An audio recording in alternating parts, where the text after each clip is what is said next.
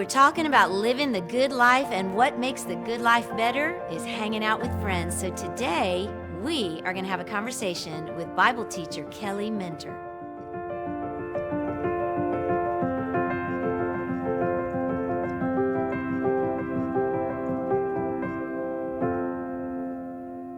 Kelly Minter, we get to talk about something that I have seen in your life, and I'm so happy that our friends get to be a part of this conversation. Because we just talked, right, in Amos about what faithfulness is. Mm-hmm. And I was using that quote, which I will never be able to quote the whole thing, but the paraphrase, the small phrase by Nietzsche is, it's a long obedience in the same direction. Oh, I love that, don't you? I just love it. I love it unless I'm having to go through it. Okay, yeah. Well, and then there's that. Okay. And then there's that. Well, and so that leads me to then the other thing we talked about, right, is this difference between the tourist and the pilgrim mentality. I love that. I love that imagery. I know. Eugene Peterson really nailed it, I think, because it explains a lot of why we, don't hang tough sometimes, why we don't have the long obedience. We have these short stints, right, on the path of faithfulness. Well, I've watched your life from afar and then up close and gotten to see what faithfulness looks like. And I know your faithfulness is a response to God's faithfulness, okay? Always, yeah. But then you also have written about Joseph, which, what a picture, right, of a long obedience in the same direction. Yes. All right. So I want us to look at Joseph in a sec, but I think we need to go Kelly first. Okay, because I want to make sure. I really don't feel good about that direction, but sure. I think people need to know what I know about you. Okay, so let's start with this. Okay. All right. People know you as Bible study teacher, author, speaker, all that good stuff, which you're brilliant at. But you began in ministry as a musician. Yes. Okay, so give us a little bit of that backstory, because it'll help people understand that sometimes the road to faithfulness is very bumpy. Yes, it is. And yeah, I'm happy. I'm glad you're bringing this up, because this is a part of my life that I don't always love revisiting.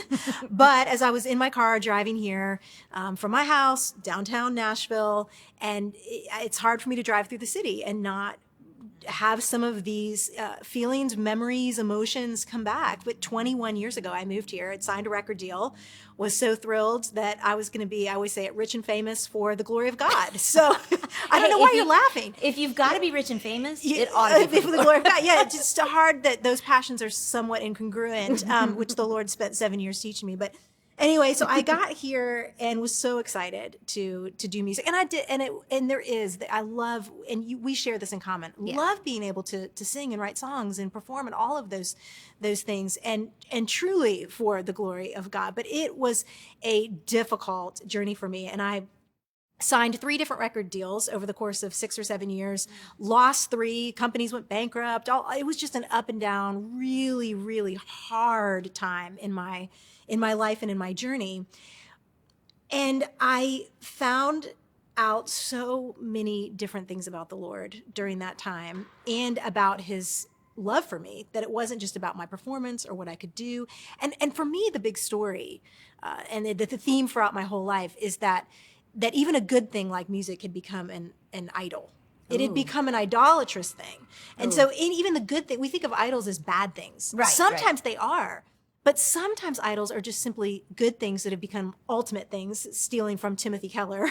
Yeah. So we're going to steal great lines, Yeah. but good things that have become ultimate things. And so music and just that career had become an ultimate thing. And I thought that if I was successful, then people would respect me, they would love me, they would receive me. I thought it was so performance-based. And that several years of being faithful to the Lord and being obedient. And it wasn't just the music. I mean, there was financial strain, there was relational strain. It was just a hard time in my life. I was new here to town, just lonely. Yeah. Oh, I'm so glad you just said that. So lonely. Yeah. And when you're lonely, what do we want? We want to run to whatever feels good. Yeah, and that's what I love.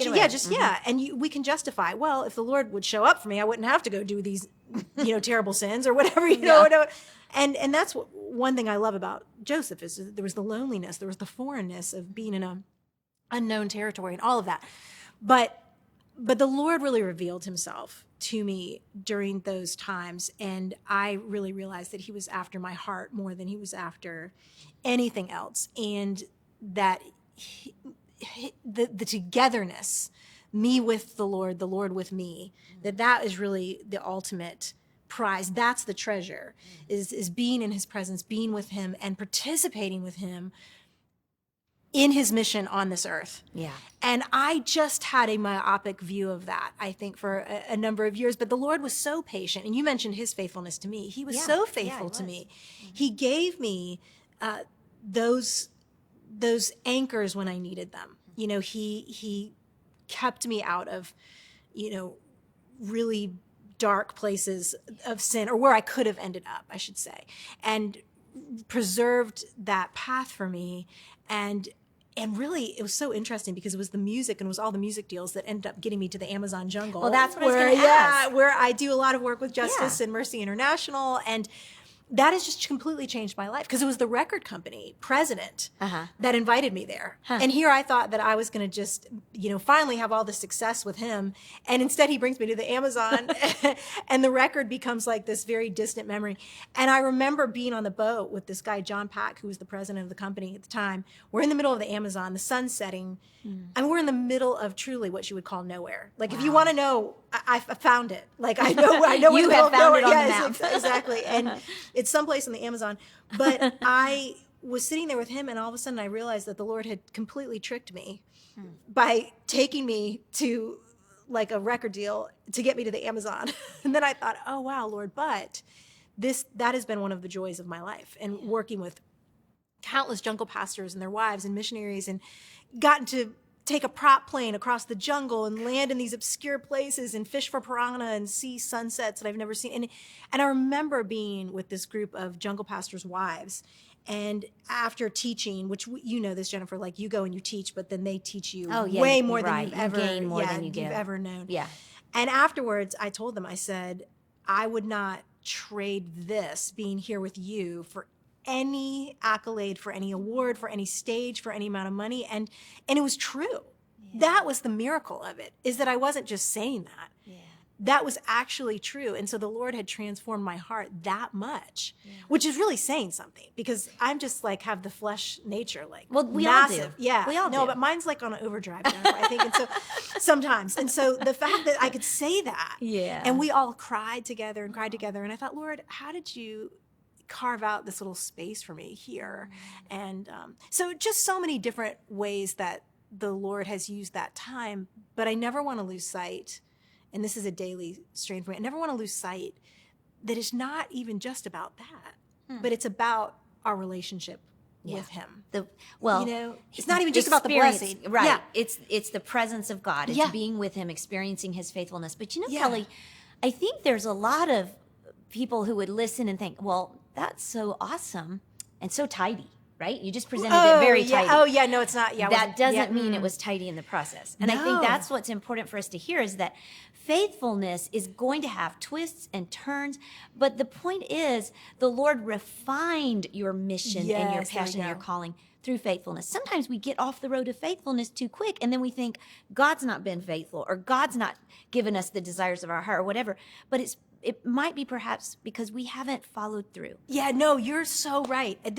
I've just in 5 minutes said something that was like a 13-year journey in the making. Right. And tons of days where I'm like, Lord, I have done all this stuff for you, and this is where you leave me. And I thought that if I did this, you were going to do this. And so many questions, and the circuitous route. And so I love this Bible study that you're doing, because this taps into, in our instantaneous culture, in our like, we want this all now. This taps into the true pilgrimage of what it means to be on mission with Christ and in a journey with Christ, and that faithfulness.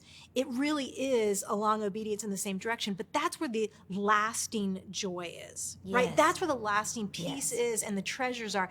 And like you talked about, we can flip to a conference or to a special event or a Christian movie or whatever and get the warm and fuzzies, but that is not going to sustain us. No. It will help us, but it's not going to sustain us. And it's that obedience. It is.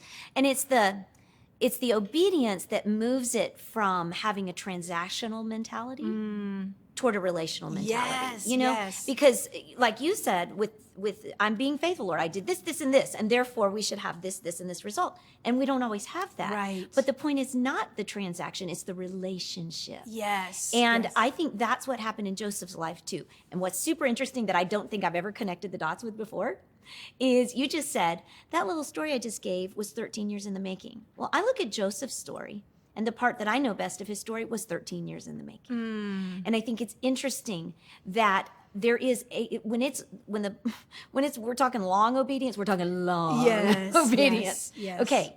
So let's go to Joseph's life, Yeah. because Joseph was faithful and nothing turned out how we would have expected, just like your record deals. Well, and by the way, I'm surprised anyone wanted to join those labels, because it sounded like everyone you joined folded, right? Well, Am I right? Well, or I folded. Or you yeah, folded. Yeah, with it. It just so. wasn't really Just, right. Yeah, It exactly. didn't work. It didn't work out. Okay, so here's Joseph Yes. being faithful, and things don't turn out. Right. So most of us know a little bit of his story, but why don't you give us like his, LinkedIn profile, basically? Yeah, well, What's his deal? And speaking of like the circuitous route that we were talking about all over the place, I mean, here God comes to him in basically what is like the makings of the promised land, and gives him these dreams and all that kind of stuff. And then next thing you know, he's in a pit, and then he's being sold by his brothers into slavery, and then he's on his way to Egypt, which that just, nothing about that feels like it could possibly be the will of God. How can it be? Right. Because Egypt is the pagan land at the time with all of the pagan gods, totally void of the one true God. How can that be God's will? How? Or how can God's sovereignty be over that? It just seems like God has completely lost control of the story. Yeah. And so as the story begins to, at least from our vantage point, unravel, we see Joseph get to Potiphar's house. And in chapter 39, verse 1, it says, "Now Joseph had been taken to Egypt. An Egyptian named Potiphar, an officer of Pharaoh and the captain of the guards, bought him from the Ishmaelites who had brought him there." Okay, so this just feels like God has taken his hands off the wheel. Verse 2, "The Lord was with Joseph." And that, to me, anchors the whole story of Joseph, that wherever the Lord is, if he is with us and we are with him, he has not lost control of the story. Yeah. And we are not in the wrong place, even if it seems like there's no possible way it can be we could be in the right place. And so the Lord was with Joseph, and that begins to be the theme. And it doesn't necessarily go great for him, though. No, at first, it he's successful, but then Potiphar's wife seduces him. And you talk about loneliness, and you talk about Joseph being able to justify an affair. You'd think, well, Potiphar's gone all the time, and she seems miserable, and I'm, miles away from my home, and sure. No, he's obedient. He goes, I can't sin against God. Yeah. And so then at that point you think, well, yay, that means God's going to bless him, and it's just going to keep going. No, he goes down even further. He gets thrown in a dungeon. And he's unjustly accused. Which we do not expect that either. Not on the path of faithfulness. No. And so then in verse 21, though, after he's in the dungeon, but the Lord was with Joseph and extended kindness to him. And that's something that I talk a lot about in this study, is that I go, Lord, if you're going to extend kindness to him in the dungeon, why don't you just show your kindness by getting him out? Right. Like, if you're going to go to all that work, right, like to show the kindness, I just show the kindness that gets him out. But it's like, Jennifer, those people that we meet in life that go through such strain, and maybe it's health or financial or divorce or whatever it might be that's so difficult. And they say, but the Lord's been so faithful, or he's been so kind to me, or look at these ways that he's been kind. And you look at them and you think, how are you saying that? Yeah. But their eyes are open to God's kindness, even in the middle of their suffering. And what ends up happening is that God is kind to him, uses that kindness to give him position, even in the dungeon. And then he ends up interpreting these dreams. And that's how he ends up getting out, and then interpreting dreams for Pharaoh. And the whole story just continues, but it was a long obedience, but we see that at no point had God left him. Yeah. And that, to me, is the prize, especially for those who are in those really difficult seasons, I think if we know that the Lord is with us, Yes. and if we can have eyes to see his kindness to us, even when it's not the thing we want, right? Right. Like Joseph, I'm sure, was like, could you be kind and get me out? Yeah.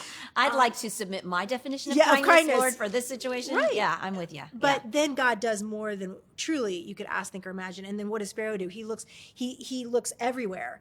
And this is in verse 37 of chapter 40. And by the way, you are in Genesis, correct? I'm in Genesis, yeah. Yes. Oh, yeah, Okay. that would be helpful to know. Yeah, well, I just want to make sure we knew where you were. Well, because I never said it. So No, I could that's be in okay. anywhere. Thank you, That's Jennifer. all right. Yes, we're in Genesis. But Pharaoh looks around and he says, can we find anyone like this man who has God's spirit in him? And I think that the path of faithfulness over time illumines the spirit of God in us. And you think about Pharaoh, who had everything and everyone at his disposal, and yet he was looking around and he goes, I can find no one like a Hebrew slave in a dungeon like Joseph, and yet it was the spirit of God in him that was what rose to the surface. And so I just would encourage those who are struggling on the path of faithfulness to be obedient, to know that the Lord is with them, and to know that with every step, the Spirit of God gets stronger and stronger in them. I believe it's just part of the sanctification. And that gift becomes a premium that we just can't imagine, that the world so desperately needs, even if they have all the stuff and all the power. The same is true now. Everybody's looking for who has the Spirit of God in them. Yeah. That's what this world needs. Even if they don't know that's what they're looking for. Exactly. Yeah, and there's a woman right now who is, I'm convinced, or she's feeling the softening of her heart right now because she's like, I didn't see the point. I didn't realize there was purpose. I thought this was just punishment. But when you begin to realize, no, Emmanuel is with you, even in the dungeon, even in the pit, in every moment, then we become like who we are with. Yes. And the Spirit of God will be so obvious to others as we live faithful lives. And then you know what I think too makes the path of obedience harder is when we're selfish. I am convinced that selfish people suffer harder. When it's all about us, nothing's good enough, Right. including God's behavior. And the longer we walk with the Lord, there's a refining process, like you said, that sanctification, and we become more like him. And suddenly, like John the Baptist, our prayer is not, Lord, fix this, fix that, but it's let me decrease. Yeah. Right. So that you can increase. Yes. Yes. And then when we are fueled by that attitude, we just take the next step on that long path of obedience. So now you're a little down the road on your path of obedience, and you got miles to walk. I would love it if you just gave us some very practical thoughts, but I'd love it if you just give us just one or two things that a woman who's weary on the path of faithfulness, what can she do today, or what habits could she quit or begin that can help her on her journey? Yeah. Well, I would say, and before I say it, I'll say I know that this isn't always easy to find, but to really lean into the Christian community around you. Like whatever believers that you know, that you can go have coffee with or have dinner with. It could be something very simple, but just to get together and to be open, to share your struggle, to have someone pray with you, to have someone encourage you. We need each other in this journey.